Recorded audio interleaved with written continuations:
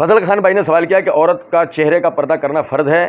شیخ البانی رحمہ اللہ اور ڈاکٹر ذاکر نائک اس کی فرض و واجب کے قائل نہیں، اس بارے میں آپ کی کیا رائے ہے؟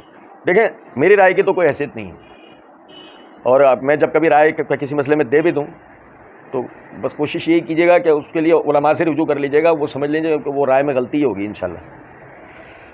تو بہرحال جہاں تک یہ ہے کہ عورت کے چہرے کا پردہ فرض ہے، تو اللہ رب العزت نے سورہ احزاب کے اندر فرمایا یا ایھا النبی کل ازواجک و بناتک ولنساء المؤمنین یدنین علیہن جلابیبہن ذالک ادنی ان یعرفن فلا یؤذین۔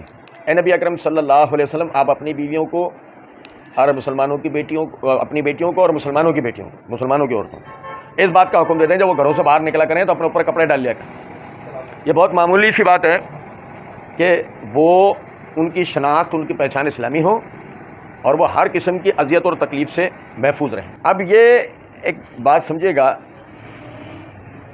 کہ نبی اکرم صلی اللہ علیہ وسلم، اللہ تعالیٰ نے فرمایا یا ایھا النبی کل ازواجک، تو نبی صلی اللہ علیہ وسلم کی ازواج میں سے کسی کا چہرہ ہم جانتے ہیں؟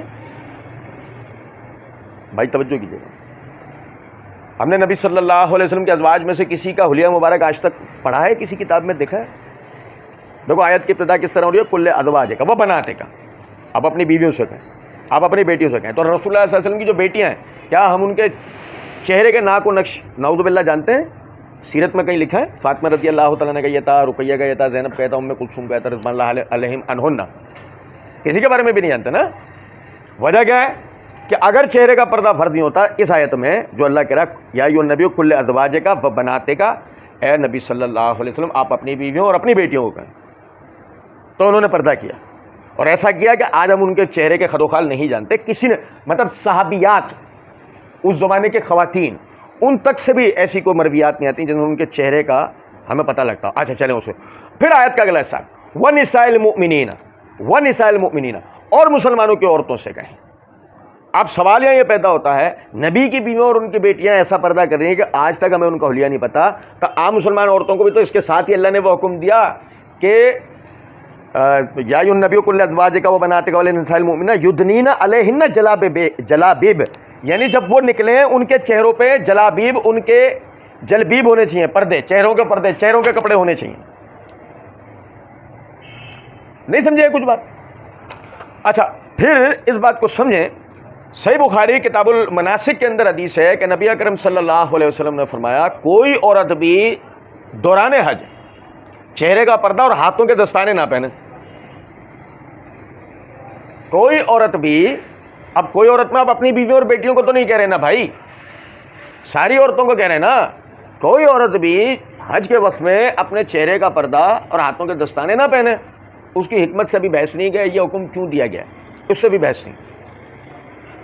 صرف اس میں ایک نقطہ بتا دیتا ہوں کہ علماء کہتے ہیں کہ اگر وہاں بھی فتنے کا ڈر ہو نا تو وہاں بھی عورت چہرے کا پردہ اور ہاتھوں کے دستانے دونوں پہنے گی، لیکن عمومی حکم کیا ہے؟ نبی صلی اللہ علیہ وسلم نے فرمایا وہ چہرے کا پردہ اور ہاتھوں کے دستانے پہنے۔ اچھا یہ بھی اپنی جگہ ایک بات ہو گئی۔ اب سن ترمذی کے اندر حدیث ہے، نبی اکرم صلی اللہ علیہ وسلم نے فرمایا المرأۃ عورۃ فاذا خرجت استشرفها الشیطان، عورت پوری کی پوری پردہ ہے۔ یہ سمجھیں ذرا، المرأۃ عورۃ، مطلب اس میں چہرہ کہاں الگ کیا گیا؟ یہ چہرے کو استثناء حاصل تھوڑی ہے۔ المرأۃ عورۃ فاذا خرجت استشرفها الشیطان، عورت پوری کی پوری پردہ ہے، جب یہ کھلتی ہے، جب یہ نکلتی ہے تو شیطان تاک لگا کے بیٹھ جاتا ہے۔ تو عورت کو تو مکمل پردہ کرنا ہے، سر کے بال سے لے کے پیر کے ناخن تک۔ ہاں اگر مثال کے طور پر وہ یعنی کہ کسی ایسی جگہ ہے کہ جہاں یعنی کہ اس کے اپنے محرم ہیں، اس طرح کا کوئی مسئلہ نہیں ہے، تو پھر اس کے پردے کی بھی بحث نہیں ہے۔ لیکن غیر محرموں کے آگے اس کا پردہ وہ لازمی ہے، یعنی لازمی سے مراد ہم اس کو فرض ہی کہتے ہیں۔ اب جناب علی شیخ البانی اور ڈاکٹر ذاکر نائک کے اس کے فرض و واجب ہونے کا قائل نہیں، کوئی مسئلہ نہیں۔